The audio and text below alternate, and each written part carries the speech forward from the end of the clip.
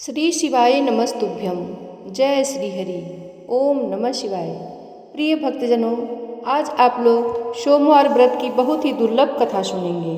तो आइए बड़ी ही श्रद्धा और प्रसन्न चित्त मन से सुनते हैं सोमवार व्रत की कथा। प्राचीन काल में समुद्र के निकटवर्ती प्रदेश में एक वास्कल नामक ग्राम था, जहाँ वैदिक धर्म से विमुख महापापी द्विज निवास करते थे। वे सब के सब बड़े दुष्ट थे।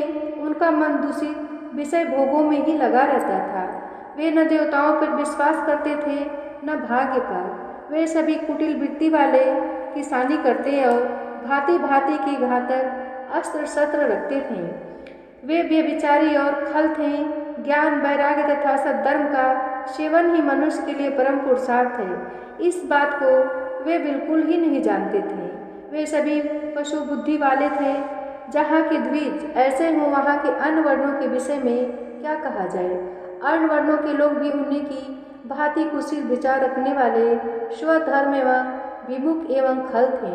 वे सदा कुकर्म में लगे रहते और नित्य विषय भोगों में ही डूबे रहते थे। वहाँ की सब स्त्रियाँ भी कुटिल स्वभाव की थीं, स्वेच्छाचारिणी, पापासक्त, कुत्सित विचार वाली और बेविचारणी थी। वे सद्व्यवहार तथा सदाचार से सर्वदा शून्य है। इस प्रकार वहाँ दुष्टों का ही निवास था। उस वास्कल नामक ग्राम में किसी समय एक बिंदुक नामधारी ब्राह्मण रहता था। वह बड़ा अधम था, दुरात्मा और महापापी था। यद्यपि उसकी स्त्री बड़ी सुंदरी थी, तो भी वह कुमार्ग पर ही चलता था। उसकी पत्नी का नाम चंचुला था। वह सदा उत्तम धर्म के पालन में लगी रहती थी, तो भी उसे छोड़कर वह दुष्ट ब्राह्मण वैश्यागामी हो गया था। इस तरह कुकर्म में लगे हुए उस बिंदु के बहुत वर्ष व्यतीत हो गए। उसकी स्त्री चंचुला काम से पीड़ित होने पर भी स्वधर्म नाश के भय से क्लेश सहकर भी दीर्घ काल तक अपने धर्म से भ्रष्ट नहीं हुई, परंतु दुराचारी पति के आचरण से प्रभावित हो आगे चलकर वह स्त्री भी दुराचारणी हो गई। इस तरह दुराचार में डूबे हुए उन मूढ़ चित्त वाले पति पत्नी का बहुत सा समय व्यर्थ बीत गया। तदंतर शूद्र जाति वैश्या का पति बना हुआ वह दूषित बुद्धि वाला दुष्ट ब्राह्मण बिंदु समय अनुसार मृत्यु को प्राप्त हो नरक में जा पड़ा। बहुत दिनों तक नरक के दुख भोग कर वह मूढ़ बुद्धि पापी विंध्य पर्वत पर भयंकर पिशाच हुआ। इधर उस दुराचारी पति बिंदु के मर जाने पर वह मूढ़ हृदया चंचुला बहुत समय तक पुत्रों के साथ अपने घर में ही रही। एक दिन दैव योग से किसी पुण्य पर्व के आने पर वह स्त्री भाई बंधुओं के साथ गोकर्ण क्षेत्र में गई। तीर्थ यात्रियों के संग से उसने भी उस समय जाकर किसी तीर्थ के जल में स्नान किया। फिर वह साधारणतया मेला देखने की दृष्टि से बंधुजनों के साथ यत्र तत्र घूमने लगी। घूमती घामती किसी देव मंदिर में गई और वहाँ उसने एक दैवज्ञ ब्राह्मण के मुख से भगवान शिव की परम पवित्र एवं मंगलकारिणी उत्तम पौराणिक कथा सुनी। कथावाचक ब्राह्मण कह रहे थे कि जो स्त्रियां पर पुरुषों के साथ व्यभिचार करती हैं, वे मरने के बाद जब यमलोक में जाती हैं, तब यमराज के दूत उनकी योनि में तपे हुए लोहे का परिघ डालते हैं। पौराणिक ब्राह्मण के मुख से यह वैराग बढ़ाने वाली कथा सुनकर चंचुला भय से व्याकुल हो वहाँ कांपने लगी। जब कथा समाप्त हुई और सुनने वाले सब लोग वहाँ से बाहर चले गए, तब भयभीत नारी एकांत में शिव पुराण की कथा बाँचने वाले उन ब्राह्मण देवता से बोली। चंचुला ने कहा, ब्राह्मण, मैं अपने धर्म को नहीं जानती थी, इसलिए मेरे द्वारा बड़ा दुराचार हुआ है। स्वामी, मेरे ऊपर अनुपम कृपा करके आप मेरा उद्धार कीजिए। आपके वैराग्य रस से ओतप्रोत इस आज के प्रवचन को सुनकर मुझे बड़ा भय लग रहा है। मैं कांप उठी हूँ और मुझे इस संसार से वैराग्य हो गया है। मुझ मूढ़ चित्त वाली पापिनी को धिक्कार है। मैं सर्वथा निंदा के योग्य हूँ, कुत्सित विषयों में ही फंसी हुई हूँ और अपने धर्म से विमुख हो गई हूँ। हाय, न जाने किस किस घोर कष्टदायक दुर्गति में मुझे पड़ना पड़ेगा, और वहाँ कौन बुद्धिमान पुरुष कुमार्ग में मन लगाने वाली मुझ पापिनी का साथ देगा। मृत्यु काल में उन भयंकर यमदूतों को मैं कैसे देखूंगी, जब वे बलपूर्वक मेरे गले में फंदे डालकर मुझे बांधेंगे। तब मैं कैसे धीरज धारण कर सकूंगी? नरक में जब मेरे शरीर के टुकड़े टुकड़े किए जाएंगे, उस समय विशेष दुख देने वाली उस महायातना को मैं वहाँ कैसे सहूंगी? हाय, मैं मारी गई, मैं जल गई, मेरा हृदय विदीर्ण हो गया और मैं सब प्रकार से नष्ट हो गई, क्योंकि मैं हर तरह से पाप में ही डूबी रही हूँ। ब्राह्मण, आप ही मेरे गुरु, आप ही माता और आप ही पिता हैं। आपकी शरण में आई हुई मुझ दीन अबला का आप ही उद्धार कीजिए, उद्धार कीजिए। सूत जी कहते हैं, शौनक, इस प्रकार खेद और वैराग्य से युक्त हुई चंचुला ब्राह्मण देवता के दोनों चरणों में गिर पड़ी। तब उन बुद्धिमान ब्राह्मण ने कृपा पूर्वक उसे उठाया और इस प्रकार कहा। ब्राह्मण बोले, नारी, सौभाग्य की बात है कि भगवान शंकर की कृपा से शिव पुराण की इस वैराग्य युक्त कथा को सुनकर तुम्हें समय पर चेत हो गया है। ब्राह्मण पत्नी, तुम डरो मत, भगवान शिव की शरण में जाओ। शिव की कृपा से सारा पाप तत्काल नष्ट हो जाता है। मैं तुमसे भगवान शिव की कीर्ति कथा से युक्त उस परम वस्तु का वर्णन करूंगा, जिससे तुम्हें सदा सुख देने वाली उत्तम गति प्राप्त होगी। शिव की उत्तम कथा सुनने से ही तुम्हारी बुद्धि इस तरह पश्चाताप से युक्त एवं शुद्ध हो गई है, साथ ही तुम्हारे मन में विषयों के प्रति वैराग्य हो गया है। पश्चाताप ही पाप करने वाले पापियों के लिए सबसे बड़ा प्रायश्चित है। सत्पुरुषों ने सबके लिए पश्चाताप को ही समस्त पापों का शोधक बताया है। पश्चाताप से ही पापों की शुद्धि होती है। जो पश्चाताप करता है वही वास्तव में पापों का प्रायश्चित करता है, क्योंकि सत्पुरुषों ने समस्त पापों की शुद्धि के लिए जैसे प्रायश्चित का उपदेश किया है, वह सब पश्चाताप से ही संपन्न हो जाता है। जो पुरुष विधि पूर्वक प्रायश्चित करके निर्भय हो जाता है पर अपने कुकर्म के लिए पश्चाताप नहीं करता, उसे प्रायः उत्तम गति नहीं प्राप्त होती, परंतु जिसे अपने कुकृत्य पर हार्दिक पश्चाताप होता है वह अवश्य उत्तम गति का भागी होता है। इसमें संशय नहीं है। इस शिव पुराण की कथा सुनने से जैसी चित्त शुद्धि होती है वैसी दूसरे उपायों से नहीं होती। जैसे दर्पण साफ करने पर निर्मल हो जाता है, उसी प्रकार इस शिव पुराण की कथा से चित्त अत्यंत शुद्ध हो जाता है। इसमें संशय नहीं है। मनुष्यों के शुद्ध चित्त में जगदम्बा पार्वती सहित भगवान शिव विराजमान रहते हैं। इसमें वह विशुद्ध आत्मा पुरुष श्री श्याम सदाशिव के पद को प्राप्त होता है। इस उत्तम कथा का श्रवण समस्त मनुष्यों के लिए कल्याण का बीज है। अतः यथोचित मार्ग से इसकी आराधना अथवा सेवा करनी चाहिए। यह भगवत बंधन रूपी रोग का नाश करने वाली भगवान शिव की कथा को सुनकर फिर अपने हृदय में उसका मनन एवं निधि ध्यान करना चाहिए। इससे पूर्णतया चित्त शुद्धि हो जाती है।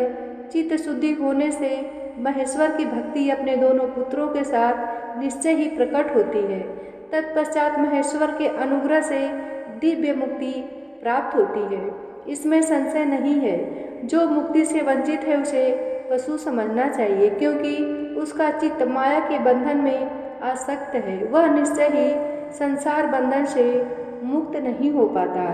ब्राह्मण पत्नी, इसलिए तुम विषयों से मन को हटा लो और भक्ति भाव से भगवान शंकर की इस परम पावन कथा को सुनो। परमात्मा शंकर की इस कथा को सुनने से तुम्हारे चित्त की शुद्धि होगी और इससे तुम्हें मोक्ष की प्राप्ति हो जाएगी। जो निर्मल चित्त से भगवान शिव के चरणा बिंदु का चिंतन करता है उसकी एक ही जन्म में मुक्ति हो जाती है। यह मैं तुमसे सत्य सत्य कहता हूँ। सूत जी कहते हैं, शौनक, इतना कहकर वे श्रेष्ठ शिव भक्त ब्राह्मण चुप हो गए। उनका हृदय करुणा से आर्द्र हो गया था। वे शुद्ध चित्त महात्मा भगवान शिव के ध्यान में मगन हो गए। तदंतर बिंदु की पत्नी चंचुला मन ही मन प्रसन्न हो उठी। ब्राह्मण का उक्त उपदेश सुनकर उसके नेत्रों में आनंद के आंसू छलक आए थे। वह ब्राह्मण पत्नी चंचुला हर्ष भरे हृदय से उन श्रेष्ठ ब्राह्मण के दोनों चरणों में गिर पड़ी और हाथ जोड़कर बोली, मैं कृतार्थ हो गई। पश्चाताप उठकर तत्पश्चात वैराग्य युक्त उत्तम बुद्धि वाली वह स्त्री जो अपने पापों के कारण आतंकित थी, उन महान शिव भक्त ब्राह्मण से हाथ जोड़कर गदगद वाणी में बोली। चंचुला ने कहा, ब्राह्मण, शिव भक्तों में श्रेष्ठ स्वामिन आप धन्य हैं, परमार्थदर्शी हैं और सदा परोपकार में लगे रहते हैं, इसलिए श्रेष्ठ साधु पुरुषों में प्रशंसा के योग्य हैं। साधो, मैं नरक के समुद्र में गिर रही हूँ, आप मेरा उद्धार कीजिए, उद्धार कीजिए। पौराणिक अर्थ तत्व से संपन्न जिस सुंदर शिव पुराण की कथा को सुनकर मेरे मन में संपूर्ण विषयों से वैराग्य उत्पन्न हो गया है, उसी इस शिव पुराण को सुनने के लिए इस समय मेरे मन में बड़ी श्रद्धा हो रही है। सूत जी कहते हैं, ऐसा कहकर हाथ जोड़ उनका अनुग्रह पाकर चंचुला उस शिव पुराण की कथा को सुनने की इच्छा मन में लिए उन ब्राह्मण देवता की सेवा में तत्पर हो गई और वहीं रहने लगी। तदंतर शिव भक्तों में श्रेष्ठ और शुद्ध बुद्धि वाले उन ब्राह्मण देव ने उसी स्थान पर उस स्त्री को शिव पुराण की उत्तम कथा सुनाई। इस प्रकार उस गोकर्ण नामक महाक्षेत्र में उन्हीं श्रेष्ठ ब्राह्मण से उसने शिव पुराण की वह परम उत्तम कथा सुनी, जो भक्ति, ज्ञान और वैराग्य को बढ़ाने वाली तथा मुक्ति देने वाली है। उस परम उत्तम कथा को सुनकर वह ब्राह्मण पत्नी अत्यंत कृतार्थ हो गई। उसका चित्त शीघ्र ही शुद्ध हो गया। फिर भगवान शिव के अनुग्रह से उसके हृदय में शिव के सगुण रूप का चिंतन होने लगा। इस प्रकार उसने भगवान शिव में लगी रहने वाली उत्तम बुद्धि पाकर शिव के सच्चिदानंद में स्वरूप का बारंबार चिंतन आरंभ किया। तत्पश्चात समय के पूरे होने पर भक्ति, ज्ञान और वैराग्य से युक्त हुई चंचुला ने अपने शरीर को बिना किसी कष्ट के त्याग दिया। इतने में ही त्रिपुर शत्रु भगवान शिव का भेजा हुआ एक दिव्य विमान द्रुत गति से वहां पहुंचा, जो उनके अपने गणों से संयुक्त और भांति भांति के शोभा साधनों से संपन्न था। चंचुला उस विमान पर आरूढ़ हुई और भगवान शिव के श्रेष्ठ पार्षदों ने उसे तत्काल शिवपुरी में पहुंचा दिया। उसके सारे मल धुल गए थे। वह दिव्य रूप धारणी दिव्यांगना हो गई थी। उसके दिव्य अवयव उसकी शोभा बढ़ाते थे। मस्तक पर अर्धचंद्र का मुकुट धारण किए वह गौरांगी देवी शोभाशाली दिव्य आभूषणों से विभूषित थी। शिवपुरी में पहुंचकर उसने सनातन देवता त्रिनेत्रधारी महादेव जी को देखा। सभी मुख्य देवता उनकी सेवा में खड़े थे। गणेश, भृंगी, नंदीश्वर तथा वीरभद्रेश्वर आदि उनकी सेवा में उत्तम भक्ति भाव से उपस्थित थे। उनकी अंग कांति करोड़ों सूर्यों के समान प्रकाशित हो रही थी। कंठ में नील चिन्ह शोभा पाता था। 5 मुख और प्रत्येक मुख में 3 नेत्र थे। मस्तक पर अर्धचंद्राकार मुकुट शोभा देता था। उन्होंने अपने वामांग भाग में गौरी देवी को बिठा रखा था, जो विद्युत पुंज के समान प्रकाशित थी। गौरीपति महादेव जी की कांति कर्पूर के समान गौर थी। उनका सारा शरीर श्वेत भस्म से भासित था। शरीर पर श्वेत वस्त्र शोभा पा रहे थे। इस प्रकार परम उज्ज्वल भगवान शंकर का दर्शन करके वह ब्राह्मण पत्नी चंचुला बहुत प्रसन्न हुई। अत्यंत प्रीति युक्त होकर उसने बड़ी उतावली के साथ भगवान को बारंबार प्रणाम किया। फिर हाथ जोड़कर वह बड़े प्रेम, आनंद और संतोष से युक्त हो विनीत भाव से खड़ी हो गई। उसके नेत्रों से आनंद अश्रुओं की अविरल धारा बहने लगी तथा संपूर्ण शरीर में रोमांच हो गया। उस समय भगवती पार्वती और भगवान शंकर ने उसे बड़ी करुणा के साथ अपने पास बुलाया और सौम्य दृष्टि से उसकी ओर देखा। पार्वती जी ने तो दिव्य रूप धारणी बिंदु प्रिया चंचुला को प्रेम पूर्वक अपनी सखी बना लिया। वह उस परमानंद घन ज्योति स्वरूप सनातन धाम में अविचल निवास पाकर दिव्य शौक से संपन्न हो अच्छे सुख का अनुभव करने लगी। सूत जी बोले, शौनक, एक दिन परमानंद में निमग्न हुई चंचुला ने उमा देवी के पास जाकर प्रणाम किया और दोनों हाथ जोड़कर वह उनकी स्तुति करने लगी। चंचुला बोली, गिरिराज नंदिनी स्कंद माताओं में मनुष्यों ने सदा आपका सेवन किया है। समस्त सुखों को देखने वाली शंभु प्रिय आप ब्रह्म स्वरूपिणी हैं। विष्णु और ब्रह्मा आदि देवताओं द्वारा सेव्य हैं। आप ही सगुणा और निर्गुणा हैं तथा आप ही सूक्ष्मा सच्चिदानंद स्वरूपिणी आद्या प्रकृति हैं। आप ही संसार की सृष्टि, पालन और संहार करने वाली हैं। तीनों गुणों का आश्रय भी आप ही हैं। ब्रह्मा, विष्णु और महेश्वर इन तीनों देवताओं का आवास स्थान तथा उनकी उत्तम प्रतिष्ठा करने वाली पराशक्ति आप ही हैं। सूत जी कहते हैं, शौनक, जिसे सद्गति प्राप्त हो चुकी थी, वह चंचुला इस प्रकार महेश्वर पत्नी उमा की स्तुति करके सिर झुकाए चुप हो गई। उसके नेत्रों में प्रेम के आंसू उमड़ आए थे। तब करुणा से भरी हुई शंकर प्रिया भक्त वत्सला पार्वती देवी ने चंचुला को संबोधित करके बड़े प्रेम से इस प्रकार कहा।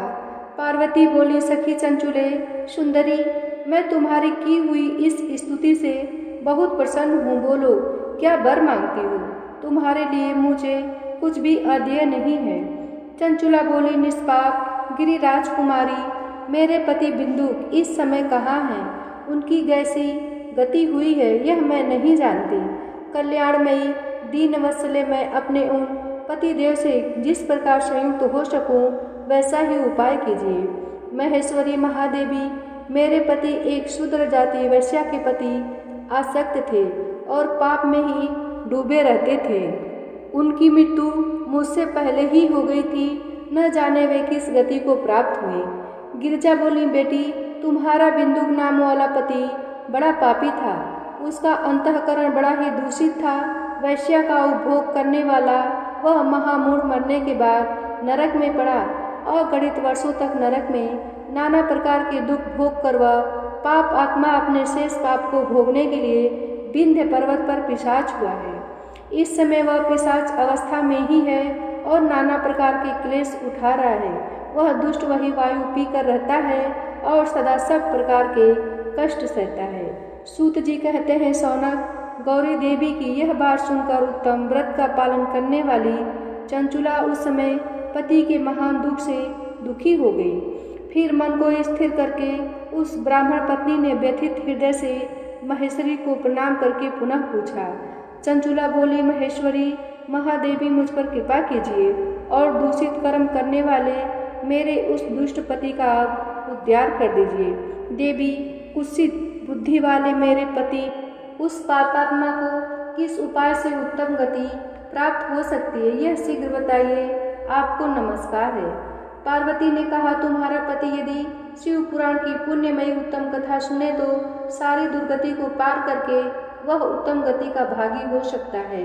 अमृत के समान मधुर अक्षरों से युक्त गौरी देवी का यह वचन आदर पूर्वक सुनकर चंचुला ने हाथ जोड़कर मस्तक झुकाकर उन्हें बारंबार प्रणाम किया और अपने पति के समस्त पापों की शुद्धि तथा उत्तम गति की प्राप्ति के लिए पार्वती देवी से यह प्रार्थना की कि मेरे पति को शिव पुराण सुनाने की व्यवस्था होनी चाहिए। उस ब्राह्मण पत्नी के बारंबार प्रार्थना करने पर शिव प्रिया गौरी देवी को बड़ी दया आई। उन भक्त वत्सला महेश्वरी गिरिराज कुमारी ने भगवान शिव की उत्तम कीर्ति का गान करने वाले गंधर्वराज तुम्बुरु को बुलाकर उनसे प्रसन्नतापूर्वक इस प्रकार कहा, तुम्बुरो, तुम्हारी भगवान शिव में प्रीति है। तुम मेरे मन की बातों को जानकर मेरे अभिष्ट कार्यों को सिद्ध करने वाले हो। इसलिए मैं तुमसे एक बात कहती हूँ, तुम्हारा कल्याण हो। तुम मेरी इस सखी के साथ शीघ्र ही विंध्य पर्वत पर जाओ। वहाँ एक महाघोर और भयंकर पिशाच रहता है। उसका वृत्तांत तुम आराम से ही सुनो। मैं तुमसे प्रसन्नतापूर्वक सब कुछ बताती हूँ। पूर्व जन्म में वह पिशाच बिंदुक नामक ब्राह्मण था। मेरी इस सखी चंचुला का पति था, परंतु वह दुष्ट वैश्यगामी हो गया। स्नान, संध्या आदि नित्य कर्म छोड़कर अब पवित्र रहने लगा। क्रोध के कारण उसकी बुद्धि पर मूर्ता छा गई थी। वह कर्तव्य अकर्तव्य का विवेक नहीं कर पाता था। अभक्ष्य भक्षण, सज्जनों से द्वेष और दूषित वस्तुओं का दान लेना यही उसका स्वाभाविक कर्म बन गया था। वह अस्त्र शस्त्र लेकर हिंसा करता, बाएं हाथ से खाता, दीनों को सताता और क्रूरतापूर्वक पराये घरों में आग लगा देता था। चांडालों से प्रेम करता और प्रतिदिन वैश्या के संपर्क में रहता था। बड़ा दुष्ट था। वह पापी अपनी पत्नी का परित्याग करके दुष्टों के संग में ही आनंद मनाता था। वह मृत्यु पर्यंत दुराचार में ही फंसा रहा। फिर अंतकाल आने पर उसकी मृत्यु हो गई। वह पापियों के भोग स्थान घोर यमपुर में गया और वहाँ बहुत से नरकों का उपभोग करके वह दुष्ट आत्मा जीव इस समय विंध्य पर्वत पर पिशाच बना हुआ है। वही वह दुष्ट पिशाच अपने पापों का फल भोग रहा है। तुम उसके आगे यत्नपूर्वक शिव पुराण की उस दिव्य कथा का प्रवचन करो। जो परम पुण्यमयी तथा समस्त पापों का नाश करने वाली है। शिव पुराण की कथा का श्रवण सबसे उत्कृष्ट पुण्य कर्म है। उससे उसका हृदय शीघ्र ही समस्त पापों से शुद्ध हो जाएगा और वह प्रेत योनि का परित्याग कर देगा। उस दुर्गति से मुक्त होने पर बिंदु नामक पिशाच को मेरी आज्ञा से विमान पर बिठाकर तुम भगवान शिव के समीप ले आओ। सूत जी कहते हैं, सौनक, महेश्वरी उमा के इस प्रकार आदेश देने पर गंधर्वराज तुम्बरु मन ही मन बड़े प्रसन्न हुए। उन्होंने अपने भाग्य की सराहना की। तत्पश्चात उस पिशाच की सती साध्वी पत्नी चंचुला के साथ विमान पर बैठकर नारद की प्रिय मित्र तुम्बरु वेगपूर्वक विंध्याचल पर्वत पर गए। जहाँ वह पिशाच रहता था वहाँ उन्होंने उस पिशाच को देखा। उसका शरीर विशाल था, ठोड़ी बहुत बड़ी थी। वह कभी हंसता, कभी रोता और कभी उछलता था। उसकी आकृति बड़ी विकराल थी। भगवान शिव की उत्तम कीर्ति का गान करने वाले महाबली तुम्बरु ने उस अत्यंत भयंकर पिशाच को पांसों द्वारा बांध लिया। तदंतर तुम्बरु ने शिव पुराण की कथा बांटने का निश्चय करके महोत्सव युक्त स्थान और मंडप आदि की रचना की। इतने दिन में ही संपूर्ण लोकों में बड़े वेग से यह समाचार फैल गया कि देवी पार्वती की आज्ञा से एक पिशाच का उद्धार करने के उद्देश्य से शिव पुराण की उत्तम कथा सुनाने के लिए तुम्बरु विंध्य पर्वत पर गए हैं। फिर तो उस कथा को सुनने के लोभ से बहुत से देवर्षि भी शीघ्र ही वहां जा पहुँचे। आदरपूर्वक शिव पुराण सुनने के लिए आए हुए लोगों का उस पर्वत पर बड़ा अद्भुत और कल्याणकारी समाज जुट गया। फिर तुम्बरु ने उस पिशाच को पासों से बांधकर आसन पर बिठाया और हाथ में बीड़ा लेकर गौरीपति की कथा का गान आरंभ किया। पहली अर्थात विद्येश्वर संगीता से लेकर 7वीं वायु संगीता तक महात्म्य सहित शिव पुराण की कथा को उन्होंने स्पष्ट वर्णन किया। 7 संगीताओं सहित शिव पुराण का आदरपूर्वक श्रवण करके वे सभी श्रोता पूर्णतः कृतार्थ हो गए।